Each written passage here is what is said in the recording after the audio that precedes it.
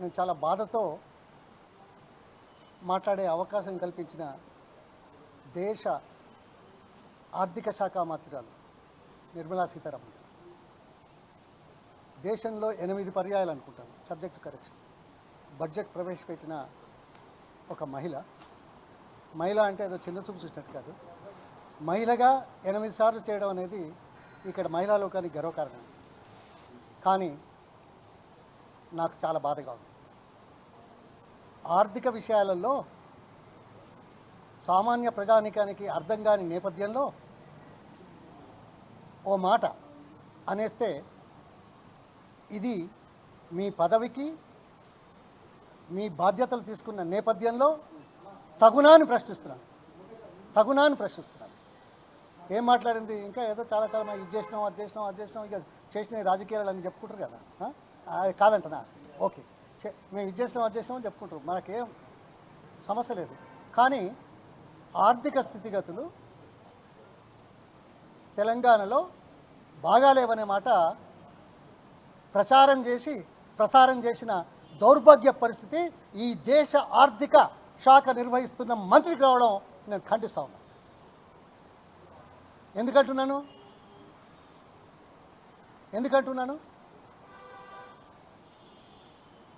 అప్పులు, అభివృద్ధి, ఇది ఆర్థిక శాఖలో భవిష్యత్తు కోసం చేసే దాంట్లో చేయాల్సిన అవసరము, ఏ మేరకు చేయాల్సిన బాధ్యత, ఈ రెండు గుర్తించకుండా మాట్లాడితే ఏమంటారు? అమ్మా, మీరు ఆర్థిక శాఖ మంత్రులుగా అంటే ప్రభుత్వం వచ్చే నాటికి 2014 నాటికి దేశ సంపదలో దేశం యొక్క అప్పులు 46%. 100 రూపాయల ఆదాయం ఉంటే 46 రూపాయలు అప్పులుగా ఉండే. ఇప్పుడు ఏ ముఖం పెట్టుకొని ఈరోజు 100 రూపాయల ఆదాయానికి 85-84 రూపాయల అప్పులు తీసుకున్నారు కదా, దీనికి సమాధానం ఎలా చెప్తారు? అప్పులు పెరిగినంత మాత్రాన బాగాలేవని చెప్పే స్థితిలో ఉంటే తెలంగాణ రాష్ట్రం ప్రత్యేక రాష్ట్రం ఏర్పడిన తర్వాత ఈరోజు 12 రాష్ట్రాల కంటే మెరుగైన, 12 కాదు, ఇది 11వ రాష్ట్రం. 11వ రాష్ట్రం అంటే 29 అంటే 18, ఒక 7, 25 ప్రాంతాల రాష్ట్రాల ఆర్థిక స్థితిగతుల కంటే మెరుగైన స్థితిగతులు ఉన్నాయని కేంద్ర ప్రభుత్వము, సిఏజీ, తర్వాత విదేశీ సంస్థలు ఇచ్చిన జ్ఞాపకాలు అంటే రిపోర్ట్స్ లేవా? నా దగ్గర ఉన్నాయి, పంపించమంటారమ్మా? నేను పంపిస్తాను. మీరు చెప్పిందే, మీ ప్రభుత్వాలు చెప్పినాయి. 29 రాష్ట్రాలు, 6-7 కేంద్రపాలిత ప్రాంతాలు, 36లో 11 రాష్ట్రాల కంటే మెరుగైనది ఎంతో తెలుసా? 100 రూపాయల సంపద అయితే 27 రూపాయల అప్పులే ఉన్నాయి. మీరు దేశంలో 100 రూపాయల సంపదకు 85 రూపాయలు అప్పు చేసిన చరిత్ర కలిగిన వాళ్ళు ఏం ముఖం పెట్టుకొని ఈ మాట మాట్లాడతారు? ఇది ప్రజలను తప్పు పట్టి చేయడానికే కదా, మోసం చేయడానికే కదా, బాగాలేదని చెప్పడానికే కదా.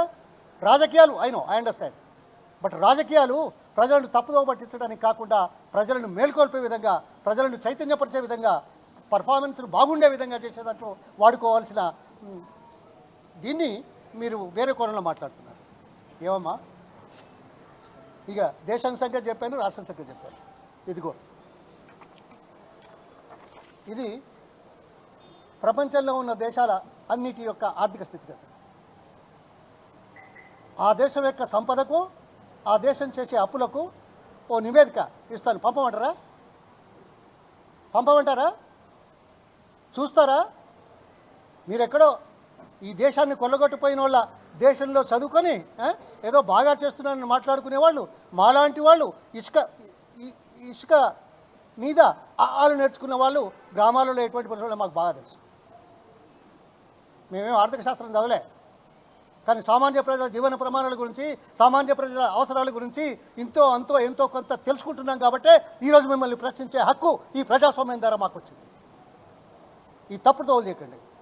ఉన్నాయి, ఇంట్లో సంపన్న దేశాలు ఉన్నాయి, పేద దేశాలు ఉన్నాయి, మధ్యతరగతి దేశాలు ఉన్నాయి, అప్పులు ఉన్నాయి, అభివృద్ధి ఉంది. సగటు ఆదాయం ఈ దేశంలో తెలుసా ఎలా పెరుగుతుంది? అభివృద్ధి అయితేనే కదా. సగటు ఆదాయం ఏ స్టేజ్లో ఉంది? మనం 4 రాష్ట్రాల కంటే ఐదో రాష్ట్రంగా ఉన్నాం 35 ప్రాంతాలలో. ఆ 4 రాష్ట్రాలు కూడా ఏవి, ఒకటి గోవాను, ఇంకోటి అండమాన్ ఏదో ఉన్నట్టున్నది. ఆ తర్వాత ఢిల్లీను, మన పంజాబ్ క్యాపిటల్. అర్బన్ ఏరియా కదా, ఉంటుంది కదా. హైదరాబాద్లో మిగతా జిల్లా హెడ్ క్వార్టర్స్ కంటే ఆదాయం ఎక్కువ ఉంటుందా ఉండదా మహానగరాలలో? అంటే దేశంలో అన్ని రాష్ట్రాల కంటే సగటున ఆదాయం పెంచిన రాష్ట్రం తెలంగాణ అయితే మీరు ఈ మాటలు మాట్లాడితే ఏం చెప్పాలమ్మా? చెప్పండి, ఛాలెంజ్ చేస్తున్నా, మాట్లాడదాం. ఇది కాదు, ఇంకోటి ఉంది. మీరు ఏదో బాగా గొప్పగా మా ఫైనాన్స్వేత్తగా మాట్లాడుతున్నారు కదా. ఇగో, looking back at the changes in fiscal policy 2014 to 2024. ఇది ఎవరిచ్చారో తెలుసా? ప్రపంచంలో అత్యంత సంస్థ కార్నెగీ మిల్లన్ ఇండియా బ్రాంచ్ ఓ రిపోర్ట్ ఇచ్చింది. ఆ రిపోర్ట్లో ఏమిచ్చిందో తెలుసా? మీరు ఒక కమిటీ వేశారు, రాష్ట్రాలకు నిధులు ఎలా పంచాలి. మీరు చాలా విషయాలు చెప్పారు. ఈ రైలు వేసినాం, ఆడ రోడ్డు వేసినాం, ఈ చిన్న రైల్వే స్టేషన్ ఏదో బాగా వేసినాం. ఓకే, చేసిన మేము కాదుతామా? ఒక దేశ ఆర్థిక శాఖ మంత్రులుగా ఇచ్చిన చిన్న పనిని ఆ కోణంలో చూస్తే దీనికి సమాధానం ఏం చెప్తాం? ఈ రిపోర్ట్కు మీరు వేసిన కమిటీ ఏం చెప్పింది? రాష్ట్రాలకు కేంద్ర వాటా 30% ఉంటే దాన్ని 40% చేయండి, మంచిది, ఆరోగ్యకరమైందని చెప్పింది కమిటీ. చేశారా మీరు ఇన్ని సంవత్సరాల్లో? మీ 8 సంవత్సరాల బడ్జెట్ పెట్టారే, దీంట్లో ఎప్పుడైనా సమాధానం చెప్పగలిగారా? ఓకే, చేయలేదు. చేయకున్నా ఏదో నడుస్తూ ఉందో పర్వాలేదు. ఎందుకంటే ఇట్లా కొట్టుకొని ఏదో ఈ రైలు స్టేషన్ బాగా చేసామని చెప్పుకుంటే బాగానే ఉంటుంది వినడానికి. కానీ రాష్ట్రాలకు వచ్చే నిధుల్లో, కేంద్ర పథకాలలో రాష్ట్రాల కంట్రిబ్యూషన్ పెంచినారా లేదా? ఇది తగునా? రాష్ట్రాలకు ఇచ్చేది పెంచరు, రాష్ట్రాలకు ఇచ్చేదానికి తక్కువ చేస్తారు. మీది నుంచి గిజ్జేసినాం గజ్జేసినాం అని చెప్పుకుంటే గొప్పనా? సిగ్గుచేటు. I'm sorry, I become emotional because I'm concern about my state, I'm concern about my people, I concern about my village. అంతేనా? దురదృష్టం ఇంకా చాలా ఉంది. రాష్ట్రపతి ప్రసంగంలో ఇది చాలా తక్కువ సార్లు. పక్క రాష్ట్రం ఆంధ్రప్రదేశ్, మీరు 2 అంశాలు ప్రతిపాదించారు, చెప్పారు. రాష్ట్రపతి ప్రసంగంలో ఇన్ని రాష్ట్రాలలో, ఇన్ని ప్రాంతాలలో అందరికీ సమానం చేస్తామన్న నేపథ్యంలో ప్రత్యేకంగా ప్రస్తావించిన అంశాలు పోలవరం, స్టీల్ ప్లాంట్. ఓకే, మేము వద్దనమా? రాష్ట్రపతి ప్రసంగంలో దేశం గురించి మాట్లాడేవాళ్ళు ఒక ప్రాంతం గురించి మాట్లాడి రాజకీయ కోణంలో మాట్లాడింది మేము అర్థం చేసుకోలేమనుకుంటున్నారా? అంతేనా? బడ్జెట్లో ఇన్ని రాష్ట్రాలుంటే, ఇన్ని ప్రాంతాలుంటే, ఒక్క రాష్ట్రం బీహార్ గురించి ప్రత్యేకంగా చెప్పి నిధులు కేటాయిస్తున్నామని చెప్పాల్సిన దౌర్భాగ్య పరిస్థితులు ఎందుకు వచ్చి చెప్తారా? అంతేకాదు, తెలంగాణ ఏమైనా సబ్జెక్ట్ వచ్చిందా ఎక్కడన్నా? బడ్జెట్లో కానీ రాష్ట్రపతి ప్రసంగంలో కానీ? సరే, పునర్విభజన చట్టంలో ఉంది, చేయలేదు అని మేము అంటాం, ఖచ్చితంగా అంటాం. మీరేదో చేస్తున్నామని చెప్తారు, ఏదో అదొకటి చేసింది, ఇదొకటి చేసింది, ఇంకా చేస్తున్నాం. స్టీల్ ఫ్యాక్టరీకి అయితే రాలేదు కదా. ఆ ప్రస్తావన కనీసం చేస్తామనే ప్రస్తావన కూడా తీయరా? 10 ఏళ్ళు దాటిన తర్వాత కూడా. పునర్విభజన చట్టం అంటే ఏంటి? పార్లమెంటు సాక్షిగా, పార్లమెంటు ప్రజాస్వామ్య దేవాలయంలో అన్ని పార్టీలు కలిసి ప్రజాస్వామ్య దృష్టిలో ప్రాంతాల అభివృద్ధి కోణంలో సజావుగా ఉండడానికి, ప్రజలను మెప్పించడానికి చేసిన నిర్ణయాలు 10 సంవత్సరాలైన తర్వాత అమలు చేయకుండా ఉండే దౌర్భాగ్య స్థితిలో ఉండి ఇంకా ఈ రాష్ట్రాన్ని మీరు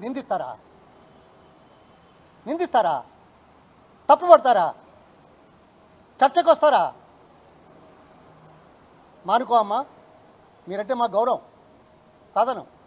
కానీ ఇలాంటి రాజకీయ కోణంలో మాట్లాడే అవకాశాలు బాధ్యత కలిగిన వ్యక్తులుగా దేశాన్ని సరిదిద్దడానికి ఆర్థిక శాఖను నిర్వహిస్తున్న మీరు రాష్ట్ర ఆర్థిక స్థితి మీద ఈ దౌర్భాగ్య మాటలు మాట్లాడితే సహించేది లేదు. మేము కూడా రాజకీయాలు చేస్తాం, అందుకోసం అది మంచిది కాదు. వెంటనే అమలు చేయమని చెప్తున్నాం. 10 సంవత్సరాల కాలం తక్కువనా? కావట్లేదే, పూర్తి కావట్లేదే. మొదలుపెట్టినవి పూర్తి కావట్లేదు, ఇంకా మొదలు పెట్టాల్సినవి ఉన్నాయి. వాటి గురించి ప్రస్తావన లేదే, కనీసం మానవతా దృక్పథం కూడా లేదే.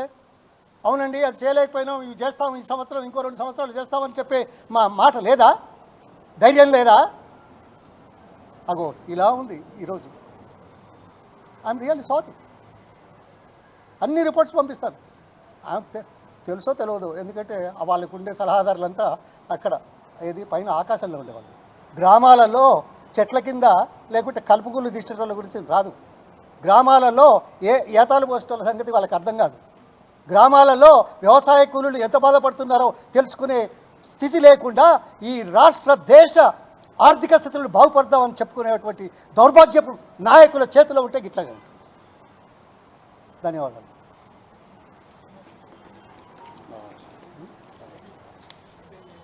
డీటెయిల్స్